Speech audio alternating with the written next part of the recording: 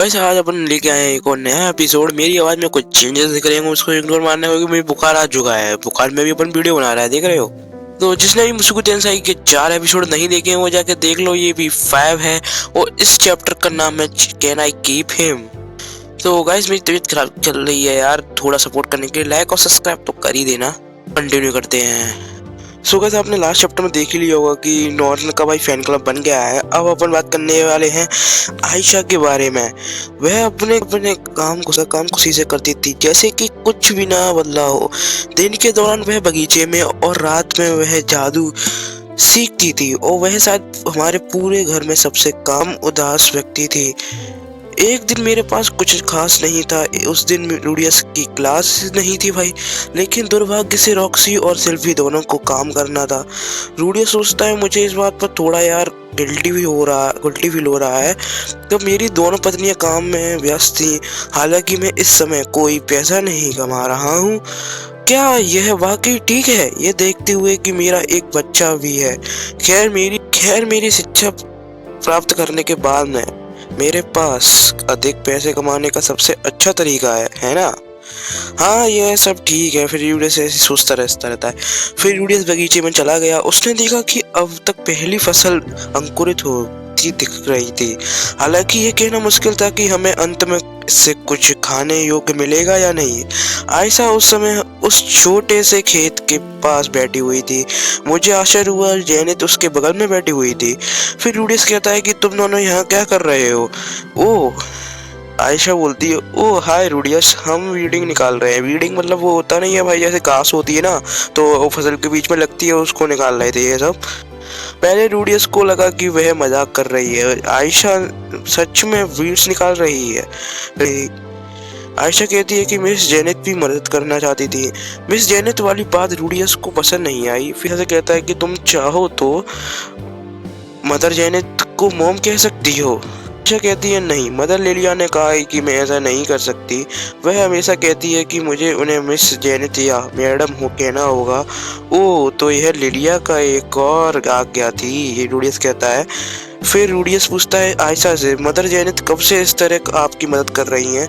वो कहती है कुछ समय से मदर लिलिया ने पहले तो उन्हें रोकने की कोशिश की, लेकिन जब मैं बगीचे में कुछ गड़बड़ करने लगती तो वह हमेशा मदद करने के लिए आ जाती। वैसे भी उसे और आयशा को इस तरह साथ साथ बैठे देखना अच्छा लगा, भले ही वे खून के रिश्ते ना हो। मुझे लगता है कि जेनित अभी भी आयशा की माँ थी। फिर आयशा कहती है रूडियस से आज तुम छुट्टी पर हो ना, है ना।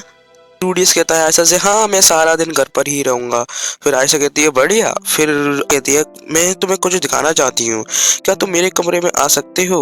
फिर रूडियस सोचता है वह बहुत ही होशियार बच्ची थी। एक संभावना थी कि वह अपनी स्कर्ट ऊपर उठाएगी और मुझे अपने नीचे अंग या कुछ और दिखाने की कोशिश करेगी। शायद नहीं, हम पहले से ही नियमित रूप से एक साथ नहाते थे।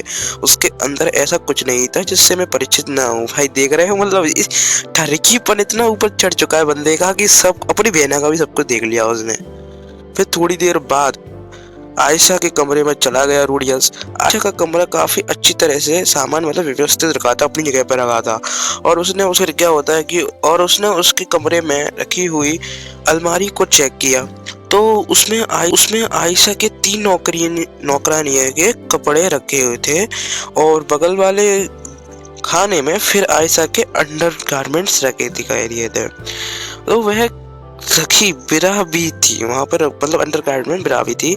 तो भाई रूडियस का अनुमान लगाता है कि शायद वो बढ़ रही है, आयशा धीरे धीरे बढ़ रही है, तो शायद उसका एक अप हो गया है भाई, मतलब इतना ठरकीपन। फिर उसको पीछे थपकी मिली। रूडियस का दिल एकदम से धड़क गया भाई। एकदम से होता नहीं है कि एकदम से तुम्हारी पीठ में अगर थपकी मिले तो रूडियस का दिल धड़क गया था। फिर उसने देखा कि उसके पीछे दराज बंद हो जाए। कौन है वहां पे, रूडियस कहता है। वहां कोई नहीं था। आयशा और जेनित अभी भी बगीचे में व्यस्त होंगे, ये रूडियस सोच रहा होता है। फिर रूडियस कहता है वह वहां कोई अच्छी छुपने की जगह भी नहीं थी। फिर भी कुछ अजीब लगा। मुझे महसूस हो रहा था कि मैं यहाँ अकेला नहीं हूँ। क्या वह कोई अदृश्य दुश्मन हो सकता है। सूरज जैसे ही बादलों के पीछे से बाहर निकला, सबसे छोटा गमले में लगा कि पौधा तुरंत प्रतिक्रिया कर रहा है, मतलब हिल्ला डुल्ला होगा भाई, शायद सूरज की किरणों में जाने की कोशिश कर रहा था। क्या यह चीज है? एक चलता फिरता पौधा? रूडियस चौंक जाता है भाई। फिर रूडियस उसको ध्यान से देखा और पाया इसका नाम तो ट्रेंट से है। भाई प्रोनाउंसिएशन करने में गलती हो सकती है तो देख लेना। ट्रेंट के नाम से जाने वाले जीव पूरी दुनिया में पाए जा सकते हैं। फिर रूडियस सोचता है कि मैंने अपनी उम्र के हिसाब से बहुत सारी यात्राएं की हैं, जिसमें दानव महाद्वीप, मिलिस महाद्वीप, सेंट्रल कॉन्टिनेंट और बैकग्रेंट कॉन्टिनेंट की यात्रा शामिल है। दुर्भाग्य से मुझे अभी तक दिव्य महाद्वीप पर जाने का मौका नहीं मिला था, लेकिन फिर भी वह प्रमुख 5 में से 4 थे। फिर रूडियस यह तो बहुत छोटा था, लगता है बेबी ट्रेंट्स है। इस समय मेरे मुख्य प्रश्न यह था कि हमारा बेबी ट्रेंट्स आयशा के कमरे में क्या कर रहा था। अचानक से हिलने लगा। आयशा जो मेरे चिल्लाने पर दौड़ी चली आई थी। फिर वह कहती है यह कब हुआ? फिर आयशा कहती है अपनी यात्रा से वापस आने के ठीक बाद। आपको क्या लगता है? यह बहुत ही बढ़िया है ना? ये रूडियस से उल्टा पूछ रही है भाई, बढ़िया है ना? फिर रूडियस सोचता है तो वह अपने छोटे पालतू जानवर पर गर्व महसूस कर रही थी, लेकिन तुमने मुझे इसके बारे में क्यों नहीं बताया? आयशा से ये रूडियस कह रहा होता है। आयशा कहती है मैं बताना चाहती थी, लेकिन तुम हाल ही में बहुत व्यस्त रहे हो। तुम्हें पता है, मुझे लगा कि इसे कुछ समय और इंतजार कराना चाहिए। फिर रूडियस कहता है अब मुझे पता चल गया था कि वह मुझसे क्या दिखाना चाहती थी। फिर रूडियस पूछता है तुमने यह बीज कहाँ से लाया? फिर आयशा कहती है यह बीज तो आपने ही मुझे दिया था। ये आयशा कहती है भाई। रूडियस सोचता है ट्रेंड बीज किसी तरह से सामान्य बीजों के साथ गलती से मिल गया होंगे। खैर किसी भी मामले में मुझे लगता है कि हमें इसे चीज को मार देना चाहिए। मैंने इसे खुद से कहा, शायद मैं इसे जला सकता हूँ। कुछ क्या? आयशा चिल्लाई। क्यों? मैं इसे सारा समय इस छोटे को पौधे को पालने में लगाया है। ये आयशा कहती है तुम इसे क्यों जलाओगे? आयशा तुम्हें पता है कि यह चीज क्या है ना? यह एक ट्रेंट है, यह एक तरह का राक्षस है, लेकिन देखो यह कितना छोटा है, यह प्यारा है भाई। ये आयशा कहती है। रूडियस कहता है कि हाँ अभी के लिए, एक बार जब वह बड़ा हो जाता है तो यह लोगों पर हमला करना शुरू कर देगा। खतरनाक है, इसे प्रशिक्षित करूंगी, मैं सुनिश्चित करूंगी कि यह किसी पर नुकसान न पहुंचाए। ये आयशा कह रही होती है। फिर रूडियस कहता है जिसके बारे में हम बात कर रहे हैं वो एक राक्षस है। फिर आयशा कहती है रूडियस क्या मैं ऐसे नहीं रह सकती, कृपया? रूडियस कहता है हमें इससे छुटकारा पाना ही होगा। आयशा कहती है वे वही करता है जो मैं उसे करने के लिए कहती हूँ। अभी तुम सिर्फ बातें बना रही हो आयशा। रूडियस कहता है एक ट्रेंड कैसे वह करेगा जो तुम उसे करने के लिए कहोगी? इसके कान भी नहीं है। फिर आयशा बेबी ट्रेंड के पास गई और बेबी ट्रेंड ने उसकी उंगली पकड़कर भाई उसे गोल गोल घुमा दिया। जैसे रूडियस कहता है ये विचित्र था। ठीक है छोड़ दो, आयशा ने कहा उस ट्रेंड से। ट्रेंड ने तुरंत उसकी उंगली छोड़ दी। फिर वह मेरी ओर मुड़ी और कहा उसने कि देखा वह मेरी सुनता है ना? हाँ ऐसा ही लगता है, ये रूडियस कहता है। फिर मुझे आश्चर्य हुआ और ऐसा लग रहा था कि वह मेरी छोटी बहन से बहुत जुड़ा हुआ था। यह है बेबी ट्रेंड, काफी फालतू लग रहा था। फिर आयशा कहती है अगर उसने कभी किसी को चोट पहुंचाई तो मैं वही करूंगी जो आप कहोगे, मैं वादा करती हूँ। लेकिन क्या होगा अगर तुम उसके पहले हमले में ही गंभीर रूप से घायल हो जाओ?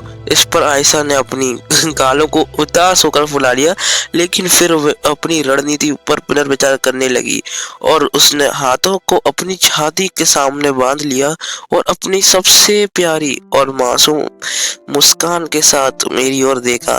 कृपया रूडियस क्या तुम मुझे एक मौका नहीं दे सकते? आयशा कहती है। रूडियस कहता है ठीक है, किसी को ट्रेंड को पालतू बनाए हुए नहीं देखा।